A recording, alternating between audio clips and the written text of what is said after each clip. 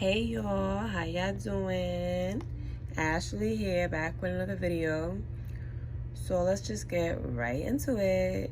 I don't see a lot of people talking about raising awareness and importance on how important it is to recycle crystals back to Mother Earth. Like, for real.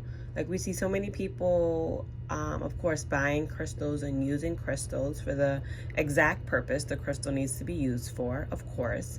But we don't see enough about how important it is to understand when your time with a crystal is just done and complete, right? Instead of hoarding all these crystals, how do you recycle them back to Earth? So I've been buying crystals and in working with crystals, being in relationship with crystals for a few years now. And there's been about 2 times where I knew I had to purge myself and just release the crystals that I was no longer working with.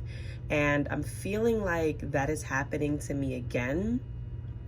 Just to share a little bit about what I've been going through is I've been noticing that my selenite wands or selenite pieces that I use, they don't really last me more than 6 months. I just feel like after 6 months, I'm kind of done with that selenite and it's time for me to connect with a new fresh selenite wand. And I'm like, okay, great. I'm happy that I've reached this point in transformation and this point in my journey where I can say, thank you to the wand that was carrying me and around me for this period of time. And I can say hi and open up a new relationship to another piece of selenite. If you guys don't know, selenite is a crystal made of liquid light. It's not a crystal that you put water on at all because it will dissolve. And selenite is a great crystal that actually charges other crystals. So you can buy a selenite stone, a selenite block, and put your other crystals and it'll charge the crystal. It won't cleanse it, right? Because cleansing, they say cleansing is for you'll sage, Palo Santo, and use sound to cleanse your crystals. And you can charge your crystals by using selenite, putting them in the earth. But it's whatever you feel like is getting, whatever you feel is right for your crystals. I personally believe that selenite is more so for charging, but selenite can still be a cleanser too, because that's the purpose of selenite. It's the light, and light is always, I think light is cleansing and charging at the same time. But there's just so many methods to how you can charge and cleanse your crystals. It's literally up to you and what right relationship you are being in. So quick video on the importance of when you feel like your time is complete with a crystal, right? Because I feel like a lot of people, and even myself, when I used to buy crystals, I didn't understand the right relationship, and now I'm understanding it. But I feel like a lot of people don't understand the right relationship. You're opening up a portal where you're bringing in a being into your space, a being that's going to help you with a certain energy. Whether you're walking around with the crystal all the time, whatever the case may be, this crystal's in your space, and you're able to tap into as much as you want to tap into that crystal that you can at that specific time. You have crystal that you'll have in your place, your home, wherever, where you're connecting to them for a period of time, then you kind of put them away and you bring them back out. Fine.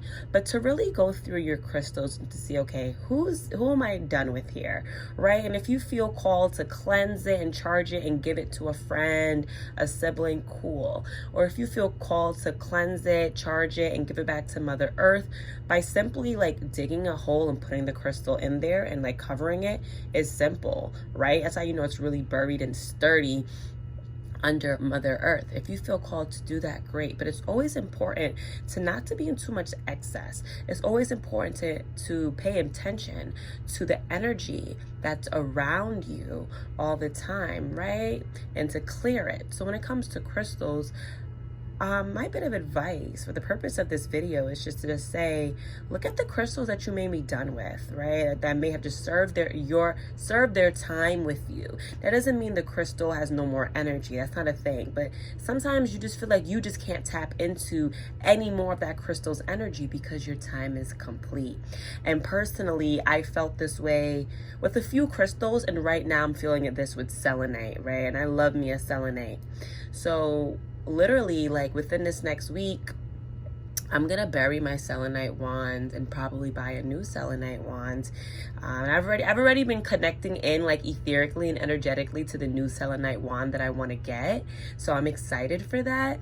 But yeah, the old selenite wand and this selenite wand, I believe I bought it in October 2020 when I went away to Denver, is when I bought this crystal.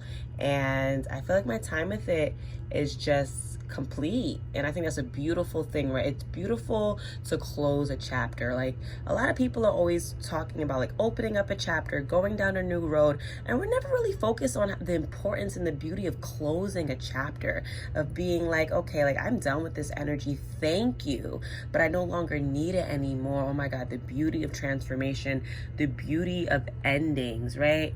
So I'm definitely channeling some crystal devas right now. I'm definitely channeling the crystal kingdom right now, and just letting my listeners know the importance of releasing crystals, recycling crystals, giving crystals back to Mother Earth as an offering, right?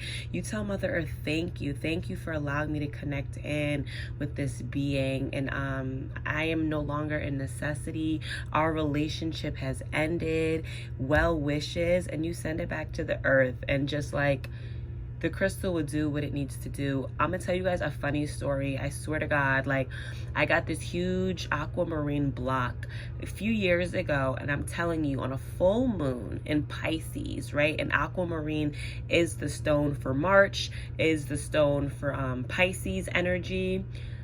That crystal left me. Like, boop, like I woke up in the middle of the night, and mind you, this block must have been at least 4 pounds, and it was the size of my hand, like almost the size of my hand. It was huge. You don't lose something like that. You don't misplace something like that.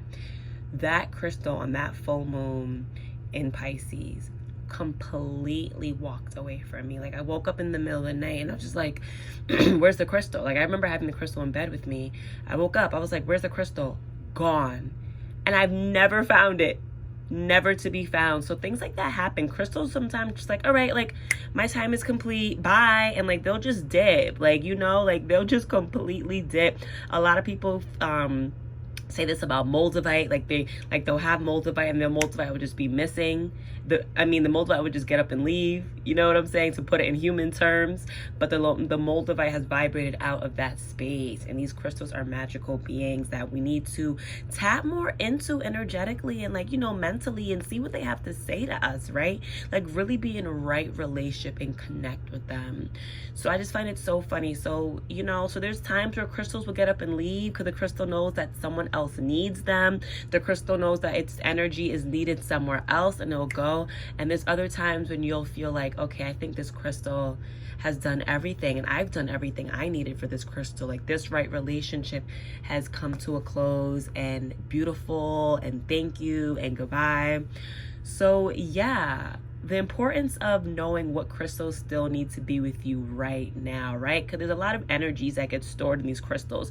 And though we cleanse them and though we charge them, it's so much vaster than us. It's so much vaster than us. So to ensure that we're paying attention to the subtleties and the energetic signatures and the etherics of it, the very subtle, quote unquote, more nuanced things, as one of my my guides would like to say,